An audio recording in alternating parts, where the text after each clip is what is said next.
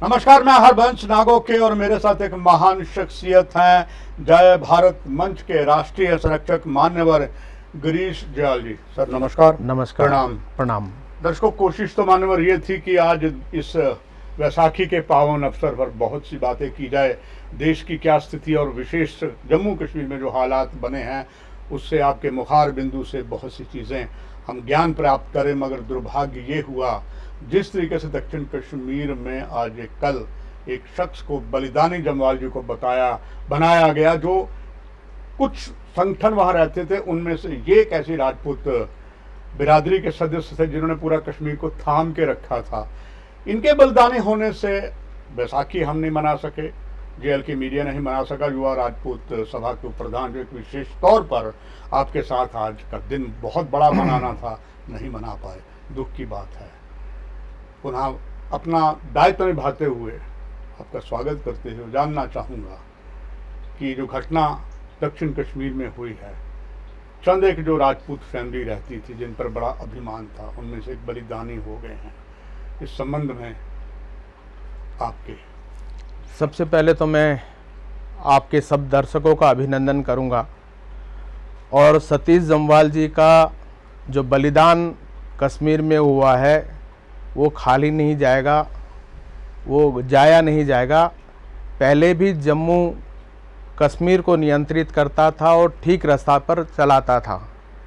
महाराजा हरि सिंह जी के माध्यम से यहाँ के बलिदानी डोगराओं के इतिहास और संस्कृति और सभ्यता के आधार पर जम्मू जो है कश्मीर को दिशा दिखाता था। अब सतीश जम्वाल जी का जो बलिदान है वो उस दिशा में एक कदम है और वो उनका बलिदान जाया नहीं जाएगा। मैं माँ भगवती हम सबकी कुल देवी हैं, बाबे वाली माता, उनसे प्रार्थना करता हूँ कि सतीश जम्वाल जी का जो बलिदान है वो हम सबको रास्ता दिखाएं और दोबारा से जम्मू पहचान बने जम्मू कश्मीर की। और जिस तरीके से यहाँ हजारों लाखों की संख्या में देश प्रेमी पूरे देश को दिशा देते थे, इस तरह की स्थिति दोबारा से बनने लगी। अब जम्मू कश्मीर पर आते हैं। अभी तक भी जम्मू कश्मीर की सच्चाई तो यही है, बहुत प्रयास करने के बावजूद भी धरती का स्वर्ग जो है अभी भी नर्क बना हुआ है। अभी भी डल झील के आसपास खून ही खून नजर आता है। सरकार के हर दावे जो हैं सफल नहीं हो पा रहे हैं। लंबा अनुभव जम्मू कश्मीर में आते रहे हैं। कहाँ त्रुटि रह गई कि बहुत अच्छा करने के बावजूद भी हम मंजिल नहीं पा रहे? उसका कारण है कि जो केंद्र में बैठे हुए लोग हैं उन्होंने यहाँ की षड्यंत्र के अंतर्गत जो चीज़ें खड़ी की थी, यहाँ पे 35A खड़ा किया था, यहाँ पे 370 खड़ा किया था, एक देश में 2 निशान थे, 2 प्रधान थे, 2 विधान थे, उसको जारी रखने का काम किया। और जो कुछ भी वहाँ गलत मांगे उठती थी, 1953 की पूर्व की स्थिति, रायशुमारी, उसको वो आंख मूंद करके स्वीकार करते थे। उन सब चीज़ों से पिछले 6-7 सालों से निकलने का प्रयास हो रहा है। और उतना ही प्रयास नहीं हो रहा है, जो जम्मू कश्मीर का हिस्सा पाकिस्तान के अवैध कब्जे में है उसको भी वापस लाने के लिए काम चल पड़ा है।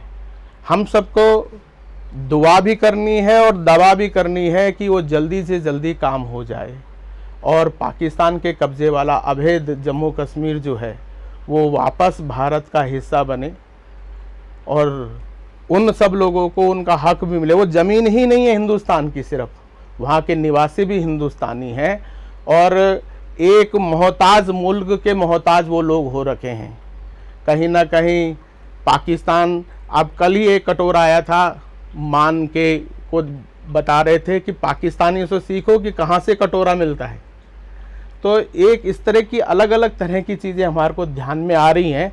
तो एक मोहताज मुल्क का वो मोहताज हो रखा है वहाँ का निवासी। 75 सालों से जम्मू कश्मीर ने बहुत तरक्की करी है, लेकिन जो पाकिस्तान के कब्जे वाला जम्मू कश्मीर है वहाँ के निवासी निरंतर उपेक्षा की शिकार हो रहे हैं और गरीब से गरीब होते जा रहे हैं। कहीं ना कहीं हम पाकिस्तान को जमे छोड़ करके उन लोगों पर भी अत्याचार कर रहे हैं। जल्द से जल्द हमारे को पाकिस्तान के कब्जे वाले जम्मू कश्मीर को वापस लेना चाहिए। मानवर गिरीश जी, अभी कल ही की बात है, जेल के मीडिया में मैंने इस कार्यक्रम को उभारा है।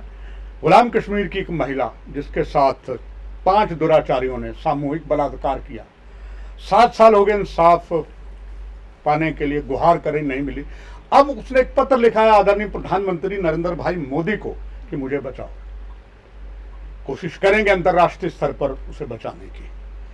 1990 के दशक में जब देश के हमारे प्रधानमंत्री नरसिम्हा राव थे, तब इसी प्रजातंत्र के सबसे बड़े मंत्री लोकसभा में सर्वसम्मति से बिल पारित किया गया था, जो आपने भी इस बात को स्वीकारा कि कश्मीर समस्या का मात्र एक समाधान है कि पाकिस्तान के कब्जे से उस गुलाम कश्मीर को मुक्त कराना। आज तक नहीं करवा पाए। अब 25 तारीख को संभवतः खबर आ रही है आदरणीय केंद्रीय गृह मंत्री जम्मू पहुंच रहे हैं। उससे पहले आदरणीय प्रधानमंत्री दूसरे कार्यक्रम पर आएंगे। पर जो ऑनरेबल केंद्रीय गृह मंत्री आ रहे हैं वो संकल्प दिवस के लिए आ रहे हैं। तो जानना चाहूंगा, क्या हर साल हम संकल्प ही लेते रहेंगे और आज तक पाकिस्तान के कब्जे वाले कश्मीर को हम मुक्त नहीं करवा सके? क्या हम अभी देश में इतनी ताकत नहीं है कि हम पाकिस्तान के कब्जे को हटा लें और यूं ही संकल्प दिवस हर साल मनाते रहें? देखिए, देश में जो कुछ अच्छा होना चाहिए उसकी प्रायोरिटी तय होती है जी। अभी मेरे को लगता है कि अगर कोरोना की महामारी नहीं आती हुई होती तो हो सकता था कि वो जम्मू कश्मीर का हिस्सा जो पाकिस्तान के कब्जे में वो हिंदुस्तान का हो चुका होता। लेकिन कोरोना पहली प्रायोरिटी बन गई काम की दृष्टि से, इसलिए हो सकता है। और संकल्प तो इसलिए मनाना चाहिए लगातार ताकि याद रहे। प्राथमिकता तय होती, पहला काम कौन करना है, दूसरा कौन करना है। तो पहले जम्मू कश्मीर का वह हिस्सा जो भारत के साथ में है, वहाँ जो भी तरह की कठिनाई है, घर में बैठे हुए दुश्मनों को सबसे पहले उजागर करना और उनको ठंडा करना, ये काम हो चुका है। अब जो हमारे पड़ोसी देश जिसका विकास हम लोग चाहते हैं, हम जितना खर्चा बॉर्डर के ऊपर करते हैं, LOC के ऊपर करते हैं, उतनी मगर हम पाकिस्तान की करें तो पाकिस्तान को किसी और देश का मोहताज नहीं होना पड़ेगा। लेकिन उसको समझ में नहीं आता। वो अगर हमारा हिस्सा हमारे को वापस दे दे तो जितना खर्चा हम फौज पर कर रहे हैं, उस पर कर रहे हैं, उसको उसकी मोहताजी से निकालने का काम करेंगे और वो पाकिस्तान भिखारी नहीं कहलाएगा। हम नहीं चाहता कि हमारा कोई पड़ोसी भिखारी कहलाए। हम तो चिंतित हैं अभी श्रीलंका की जो स्थिति, श्रीलंका की भी जो स्थिति चाइना के पीछे चलने के कारण हुई, या जिस तरह की स्थिति नेपाल में हुई, ऐसी स्थिति हम नहीं चाहते अपने पड़ोसियों के साथ में। हम उनको स्वावलंबी देखना चाहते हैं, स्वावलंबन के साथ जीतने वाला देखना चाहते हैं। लेकिन उन्होंने रास्ता यही अपनाया कि भारत विरोधी रुख बनवा करके अब नई सरकार आई है, वो भी भारत के विरोध में बोल रही है। ये नहीं बोल रही है कि हमने कश्मीर पर कब्जा किया। और जहां तक रहा उनके पानी का विषय, क्योंकि कई बार कुछ नेता इसलिए कहते हैं कि पानी जितना भी जाता है जम्मू कश्मीर से जाता पाकिस्तान को। हमने कभी किसी का हिस्सा नहीं रोका। हमने सतलुज का भी 80% इस्तेमाल कर सकते थे, तो भी हम 20% इस्तेमाल करते हैं उसका। तो उनके पानी को हम नहीं रोकेंगे। हम ये मान करके चलते कि हमारे देश पर हमारे पड़ोसी का ज़्यादा हक है। तो इसलिए जो है जल्द से जल्द पाकिस्तान को भी चाहिए, नई सरकार को भी चाहिए कि वो होश में आए और होश में आकर के बिना किसी लाग लपेट के, बिना किसी झंझट के, बिना किसी लड़ाई के, बिना किसी खून को बहाए हुए वो जम्मू कश्मीर का हिस्सा जो उसने अपने कब्जे में लिया हुआ है उसे वापस करे और हम उसके बदले में उनको मोहताजी से निकालेंगे। माननीय गिरीश दयाल जी, केंद्र में भाजपा की सरकार और बहुत अभिमान है।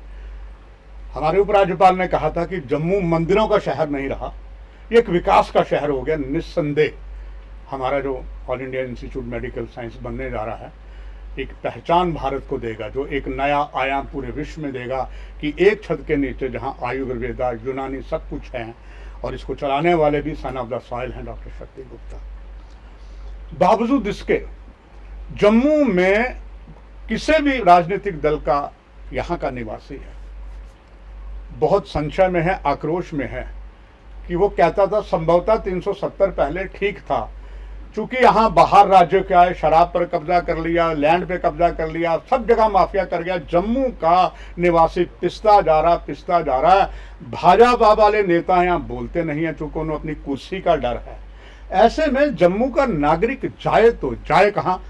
आपका एक विचार उनके लिए, उनके प्रोत्साहित के लिए, एक शब्द आपके। मैं जम्मू के लोगों को पहले ही एक दिशा दे चुका हूँ कि पहले जम्मू कश्मीर के नियंत्रण में था। उससे पहले जम्मू पूरे जम्मू कश्मीर को नियंत्रित करता था।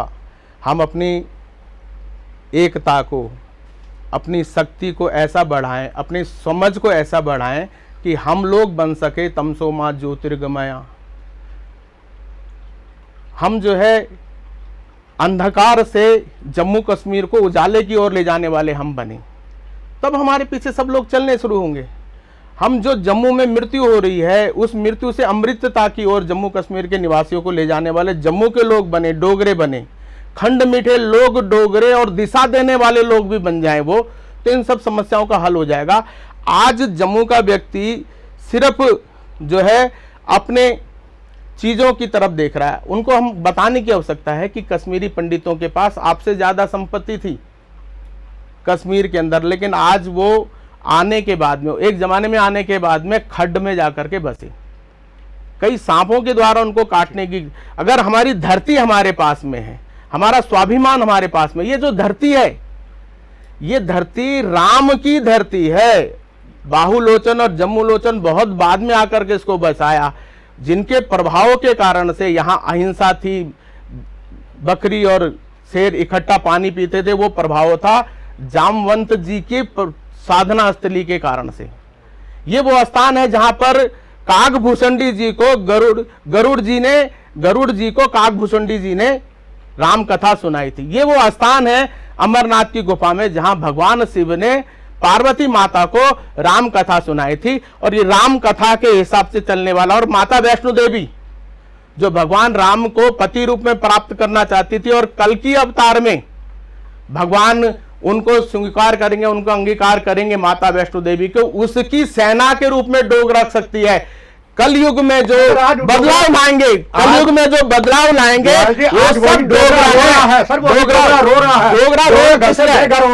रोज ले रहा है कि उसको अपनी संस्कृति, सभ्यता और जीवन मूल्य जो उसके पास में ताकत है, सरकार ने कुछ नहीं छीना, सरकार ने उसको वापस कराए। सारी चीजें कुछ नहीं वापस हुआ, वापस हो रही है सारी चीजें। और मैंने ये कहना है कि वर्तमान में जो बदलाव, जो जब बदलाव आ रहा है वर्तमान में, उसकी प्रसव पीड़ा से गुजर रहे। प्रसव पीड़ा का जितना टाइम लगता है, एक नए बच्चे को, एक नए जम्मू कश्मीर को दुनिया में आने में जितना टाइम लगेगा, उतनी देर पीड़ा उनके घर में रहने वाली है। आखिर में जानना चाहूंगा, जिस महाराजा हरि सिंह ने भारत के साथ विलय किया, संताप झेला, यहाँ युवा राजपूत सभा और खास करके उसके जो प्रधान हैं दिलावर सिंह मनास, तन मन धन से उन्होंने न सर्दी देखी न गर्मी देखी, उन्होंने इसका संघर्ष किया। सरकार थोड़ा सा एक कमेटी बना दी। चलिए, थोड़ी सुखद बात हो गई जो आज एक कमेटी में जिसके वरिष्ठ IAS अधिकारी द्विवेदी जी है, उन्होंने एक मीटिंग की है, परिणाम अभी नहीं आया है। आपसे जानना चाहूंगा कि युवा राजपूत सभा की महाराजा हरि सिंह की एक जन्म दिवस की छुट्टी की मांग अभी तक पूरी नहीं हुई। आपका संगठन सक्रिय भूमिका निभा सकता है इसमें, मैं पूरी तरीके से आश्वस्त हूं। आखिर में दर्शक ये जानना चाहेंगे। मेरा ये कहना है कि जब किसी महापुरुष का हम जीवन की जयंती मनाते हैं, तो हम लोगों को आराम नहीं करना चाहिए, आराम हमारे लिए हराम होना चाहिए। तो हम लोग उस दिन व्यक्तिगत काम ना करके व्यक्तिगत कामों के लिए छुट्टी दे दें। उस दिन जो भी हम काम करें वो जम्मू और कश्मीर को और लद्दाख को श्रेष्ठ बनाने वाले कामों में अपना पूरा समय लगाएं। इसके लिए अगर आप लगते हैं, उसको अगर आप छुट्टी मानते हैं, तो मैं इस बात का समर्थन करता हूँ। बहुत धन्यवाद। For more updates, do subscribe our YouTube channel and don't forget to hit the bell notification icon. And if you are watching this video on Facebook, do follow our Facebook page.